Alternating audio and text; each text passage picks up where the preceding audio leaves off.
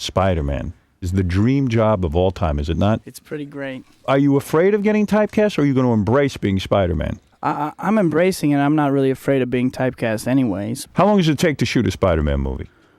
We shot for about 5 months, but there's a whole prep time, and then all the computer stuff afterwards takes a while. And what'd you do? You do special workout? Because when you finally turn into Spider-Man, you're muscular as hell. Well, how did that work? How do you get that size? I worked out for 5 months, 6 days a week, up to 4 hours a day. And do you eat more food when you do that? Had a nutritionist, and I was eating 4 to 6 meals a day. Lots of protein. No kidding. Mm-hmm. It is a dream job. Were you competing with a lot of guys, or was it just right from the get-go you were going to be Spider-Man?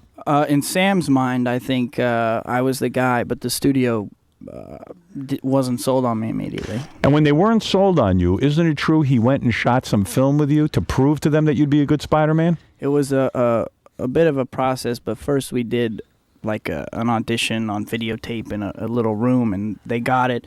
Took them a couple weeks to see it. Were you insulted? My ego was rubbed a little bit, you know. I mean, you've done enough work. I mean, they could certainly rent Cider House Rules or Wonder Boys and see how you act. Sure. And yet who did they want in the role? Who were they suggesting? I don't know. I heard so many names, but it was all rumors as far as I knew. But this was the role you wanted. I wanted to do it, and they saw the tape, and they said, well, we know he can act. We want to see him do an action scene. Right. So we did a proper screen test, and I wore a blue unitard. And, you know, the unitard compresses your muscles, so you couldn't see definition. I was in pretty good shape, so I peeled the thing down and tied it off of my waist and did the fight scene topless. I thought you were terrific in the movie.